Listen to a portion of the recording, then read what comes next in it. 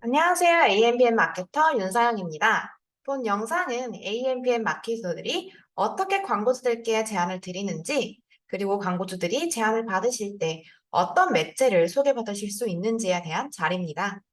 저를 포함한 3명의 AMPM 마케터들이 L사를 통해 제안 드릴 예정입니다. 목차는 다음과 같습니다. 현황 분석, 자사 분석, 인사이트, 타겟 분석, 전략 제안 순으로 발표하겠습니다. 타겟 분석과 전략 제안은 타 마케팅 마케터가 발표를 해주시겠습니다. 회사 진짜 한번 가기 힘든 거 한 번씩 느껴보셨죠? L사의 광고 목표는 앱과 웹의 신규 이용자 회원 가입 획득 증대 및 인수형 윌리스 전기 자전거 이용 증대입니다. L사의 KPI는 로아스 1000% 이상이며 회원가입 DB 단가 2만 원 이하로 이 성과를 위해 저희는 제안서를 발표할 예정입니다. 본 업체는 2016년 자전거 대여 서비스로 런칭을 시작하여 현재 다양한 아웃도어 렌탈 플랫폼으로 거듭났습니다. 하지만 예상치 못한 코로나는 공유 경제의 시장을 송두리째 흔들어 놓았습니다. 에어비앤비의 경우 예약 건수가 70%나 감소했으며 우버 같은 경우는 적자, 위워크 같은 경우는 구조조정까지 이르는 단계까지 오게 되었습니다. 하지만 퍼스널 모빌리티의 산업 성장은 지속적으로 증가했으며 그 속에서 L사 또한 퍼스널 모빌리티의 꾸준한 성장세를 보였습니다. 하지만 퍼스널 모빌리티의 산업 성장은 지속적으로 증가했으며 그 속에서 L사 또한 퍼스널 모빌리티의 꾸준한 성장세를 보였습니다. 하지만 전동 킥보드는 안전성의 문제로 발목을 잡혔고 이는 곧 전기 자전거의 성장성을 열어두게 되었습니다. 전기 자전거의 성장은 곧 L사가 성장할 수 있는 베스트 타이밍이라고 말할 수 있을 것 같네요. L사는 소비자 중심의 가치를 전달하는 기업입니다. 다양한 종류의 자전거 대여 서비스는 물론 소비자를 위한 추천 콘텐츠와 레저 체험 서비스 등 다양한 고객 경험의 다양화를 제공 중에 있습니다. 자사의 이용 현황을 조금 더 살펴보자면 특히나 2030 세대의 비율이 높게 나타났는데요. 그중 출퇴근용으로 약 30~40% 인구가 사용했으며 레저용도 가장 높은 비율을 나타냈습니다. 또 자사의 또 자사의 수업 분석을 살펴보자면 제품에 대한 다양성과 퍼스널 프로덕트 그리고 품질 보장 서비스가 가장 큰 장점이지만 공유 모빌리티에 비해 확실하지 않은 브랜드 아이덴티티를 가지고 있습니다. 또 경쟁사의 시장 내 입지가 확고한 편이며 5위 선점을 하고 있지만 고유가 시대의 자전거를 이용하는 직장인이 급증하면서 킥보드의 안정성 문제와 규제가 강화되는 것을 보아 L사는 충분한 입지의 선점을 가지고 있다고 판단할 수 있습니다. 그렇다면 이 시점에 L사가 가장 필요한 것은 무엇일까요? L사는 브랜드 이미지 확립에 가장 필요한 상황입니다. 초코파이 하면 정이 떠오르고 빼빼로 하면 롯데 빼빼로, 코카콜라 하면 북극곰이 생각나듯이 L사 하면 생각나는 브랜드 아이덴티티가 있어야 한다고 생각합니다. 또한 자전거는 목적에 따라 분류되기 때문에 소비자의 다양한 니즈에 초점을 맞춰야 합니다. 전기 자전거와 미니벨로는 출퇴근용으로, MBT나 로드바이크는 장거리 및 다이나믹한 주행으로 레저에 초점을 맞춰진 소비자의 니즈에 다가가야 한다고 분석하였습니다. 그럼 누구에게 L사가 주목해야 할 소비자는 과연 누구일까요? 이 다음부터는 퍼포먼스 마케팅팀 김지연 마케터께서 계속 이야기를 진행해 주실 겁니다. 그렇다면 엘사가 주목해야 할 소비자는 과연 누구일까요? 앞서 설명드린 바와 같이 엘사의 주 이용자는 2030 남성입니다. 하지만 소비자를 단순히 2030 남성으로 한정짓기엔 엘사의 상품과 서비스를 제대로 고려하지 못한 1차원적인 타겟 분석이라 할 수 있습니다.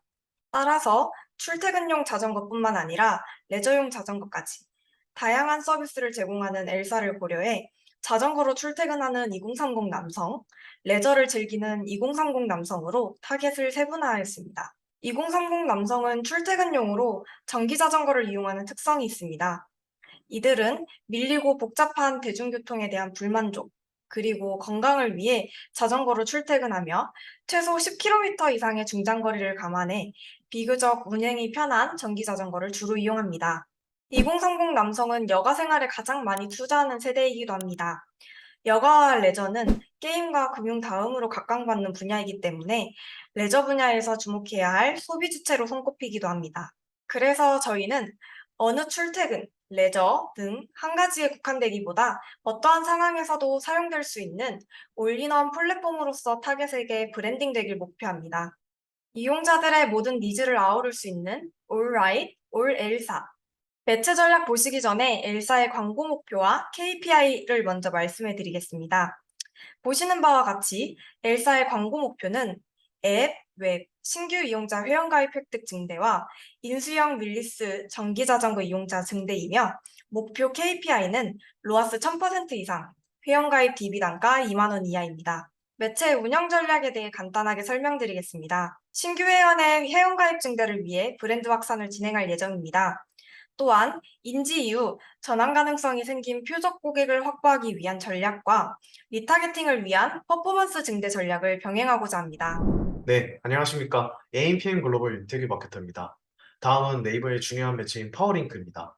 파워링크 같은 경우에는 직접 검색해서 들어오는 사용자들이기 때문에 이직성이 강합니다. 그래서 클릭할 확률이 높고 전환으로 이어질 가능성도 높습니다.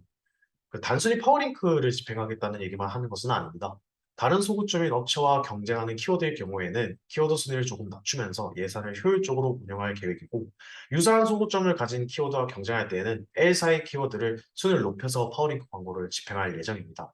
그리고 추가적으로 검색 유저와의 접점 확보를 위해서 키워드를 확장해서 운영할 계획입니다. 회사 밀집 키워드와 주거 밀집 키워드로 집행을 합니다. 회사가 많은 지역의 키워드와 주거 지역이 많은 지역의 키워드를 자전거 키워드와 합치면서 광고를 운영하겠습니다. 해당 지역의 소비자가 원하는 키워드를 검색했을 때 원하는 결과가 나온다면 아무래도 전환으로 이어질 가능성이 높겠죠. 네, 다음은 네이버 블로그 바이럴입니다. 바이럴은 표적 고객에게 우리 서비스가 어떤 서비스인지 자연스럽게 전달 가능합니다. 키워드 및 컨셉에 따라서 잠재 고객들 공감을 할 수도 있고 해당 서비스를 사용하는 모습을 상상할 수 있게끔 유도합니다. 그리고 궁금한 사용자에 한해서는 2차 확산도 가능하기 때문에 표적 고객 확보에도 유리한 매체라고 생각합니다. 네, 다음은 이푸드입니다. 퍼포먼스 증대를 위해서는 사이트 내에서의 활동이 정말 중요합니다. 고객의 행동을 유발할 수 있는 온사이트 마케팅이 필요하다는 얘기입니다.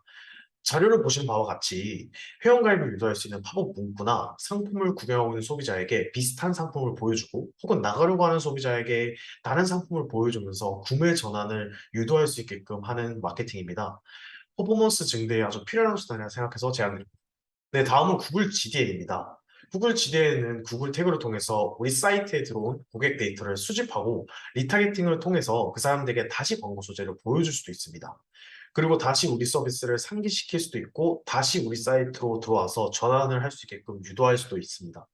그리고 보신 자료와 같이 유튜브에도 노출이 가능합니다.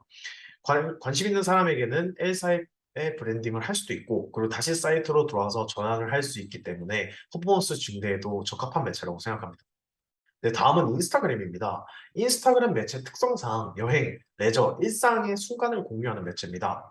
릴스를 제작해서 체험하는 생생한 순간을 담을 수도 있고 이용 경험을 사람들과 공유할 수도 있습니다.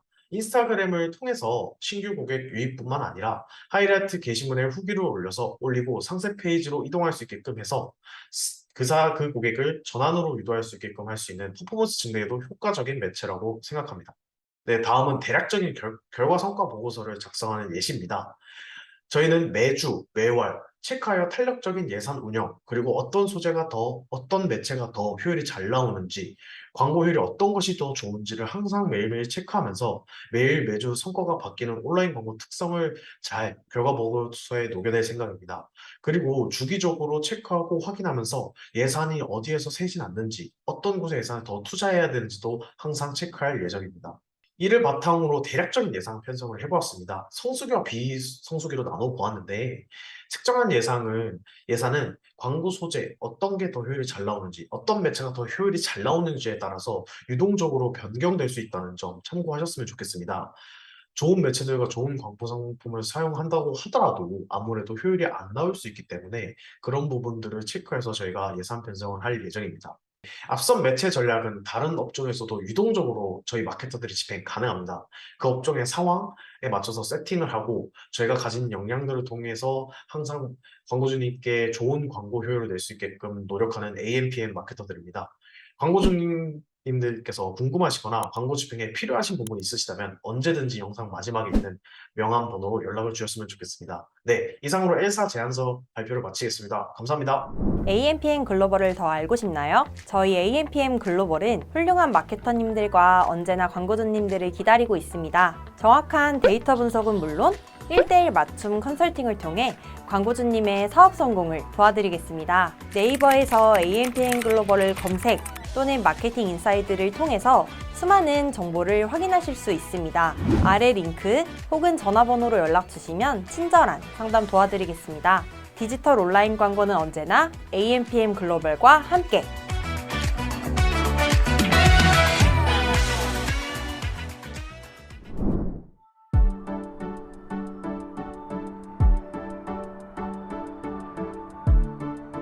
구독과 좋아요는 컨텐츠 제작에 힘이 됩니다.